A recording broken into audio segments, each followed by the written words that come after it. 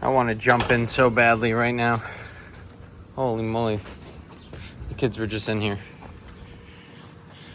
Story of my life lately, cleaning this thing. I will jump in soon in uniform. Daniel said I should do it. I'm going to do it. And look at this madness over here.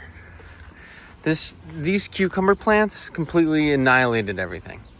Well, they didn't annihilate everything. They're just like taking up too much realty space. So I have to trim them back, and I have to cut the lawn. But I have to trim these back. But you can see, I got a lot of tomatoes coming in. A lot. And I don't really see too many cucumbers yet. I know the male and the females need to get together and breed, and in here, somewhere in here, are sweet peppers. Where are you? Yep. So it's getting there. It's just, this got insane. But what's going on, guys? It's James from Pipe Doctor Home Services. It's Tuesday, July 14th. I just got home. It's a little after 5 o'clock. I had some errands to run after work, so that's why I'm home so late. But my video today is on repairing an AquaCal heat pump pool heater. It's funny, so I recorded this work. I did this repair like 2 weeks ago. Never got around to recording an intro for it. And then Daniel went and did the same repair at another client's house. Like, same part needing to be replaced and everything. And he took it a step further and actually cleaned the coil on the unit and everything like that. So his video is very good. You should check it out on his channel. But yeah, went pretty smooth. You know, I originally went to the client, figured out what was wrong, ordered the parts, and then did a follow-up visit. And then since Daniel did the same repair for a different client, we ended up ordering a bunch of these water temperature sensors just to keep on hand so that we have them for the season, because obviously it is pool season right now. So yeah, let me know what you guys think in the video. And I won't touch base with you at the end, because when the video is over, it'll just be over. So thanks for tuning in and watching. Subscribe to my channel if you haven't done so already, and leave your thoughts and feedback down in the comment section below. I'm gonna go eat some dinner and shower. Maybe I'll jump in the pool. We'll see. All right, take care. All right, so here we are at another AquaCal. I was here earlier last week, and this was going off on high water temperature, which there's a temperature sensor right here that reads, it's a 10,000 ohm resistor, and if it reads more than 110 degrees, it's going to cause the unit to shut off.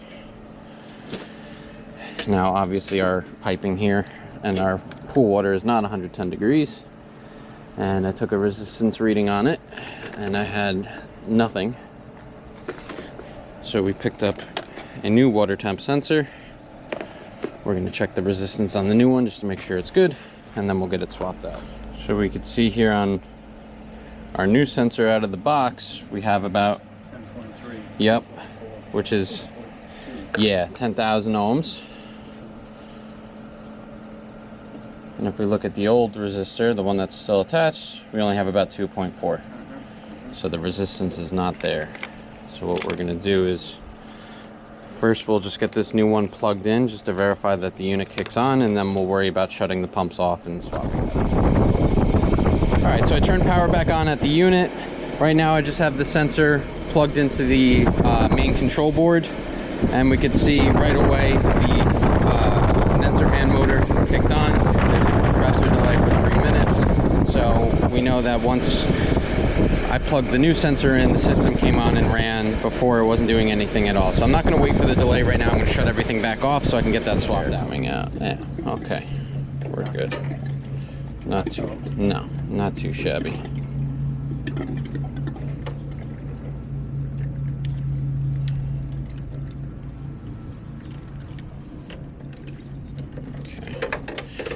Now this did come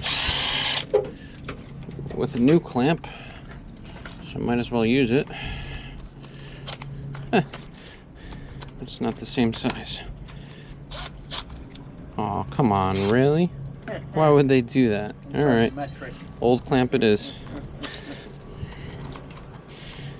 How do you sell a replacement part and it's not the same? Yeah.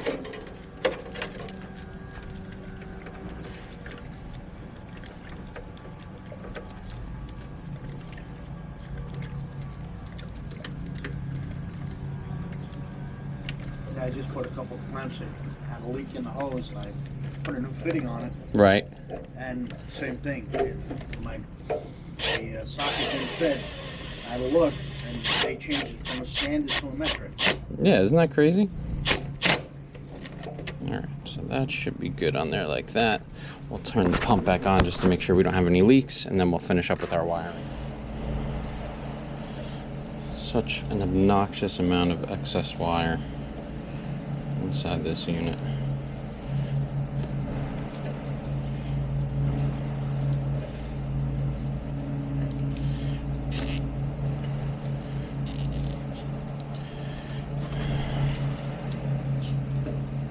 Come on, come on.